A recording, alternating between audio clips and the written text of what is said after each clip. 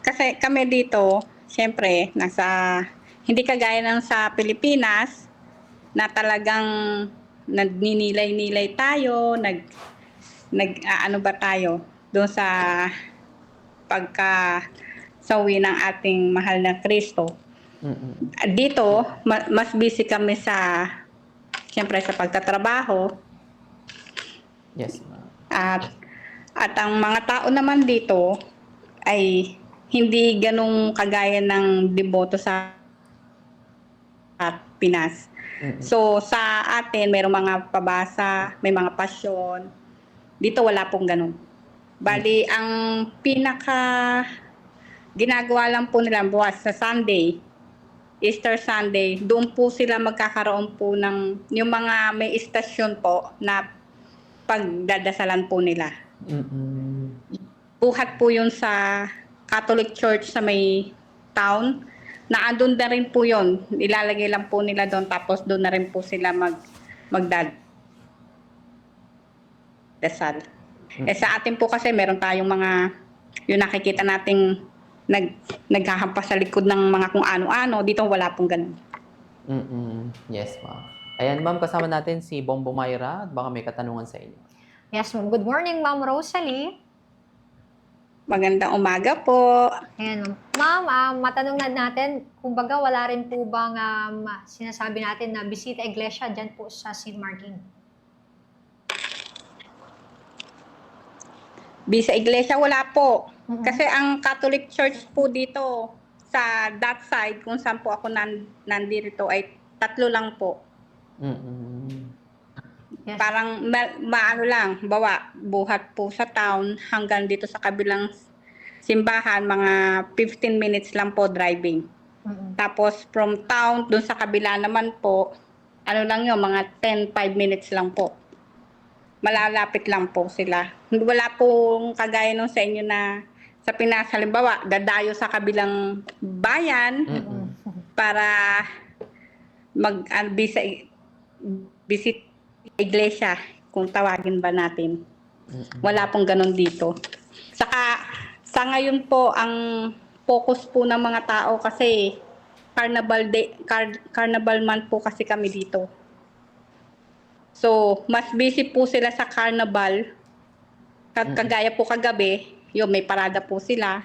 Mm. Mangsasayawan sa daan. Yung, ganun po ang kabisihan nila ngayon.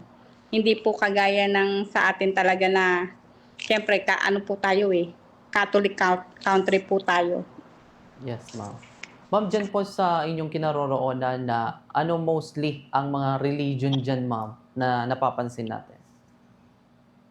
Marami po, meron pong Iglesia ni Cristo. Iba-iba po ang pangalan nila Mm. May, ano bang tawag doon? Meron din pong kagaya nung sa atin na Saksi ni Jehovah. Mm. Tapos meron din pong iba-iba Basta, ito lang yata yung country na nakita ko na napakaraming church. Pero iba po sila. Mm. Pero maliit na island lang po. Yes, ma'am. Wala Pero, po ditong born again, kagaya ng sa atin. yes, ma'am. Pero more on Christian lahat sila, ma'am. Opo, Mm. more on Christian naman po. Meron po Muslim din dito. Mm. May isang Muslim church din po. Okay. Yes, po. Yan, ma'am. Kung sa atin, ma'am, ginagawa niyo pa rin po ba, ma'am, yung mga Filipino community dyan, napapansin niyo po ba na hindi rin sila kumakain ng karne kapag sumasapit po yung Holy Week? Opo, meron naman po. Bali, kahit po yung mga local po dito, nag-uumpisa sila ng, I think, a month, 3 weeks before ng Sunday po. Mm. Yes. Ano po sila, hindi po sila kumakain ng mga karne. More in, po sila, vegetable lang po. Mm. Yes, ma'am. Talaga nagpa-fasting din sila po. Opo. Ma'am, may Tapos mga pilgrimage. Sorry po? May mga pilgrimage site po ba tayo dyan na binibisita? Hindi, kagaya dito sa Pilipinas, may mga pilgrimage site, yung mga Station of the Cross, na pwedeng bisitahin ng ating mga kababayan para magnilay-nilay. Parang dito din sa Pangasinan, dito sa Alaminos, sa Manawag, mga ganun po. Wala po.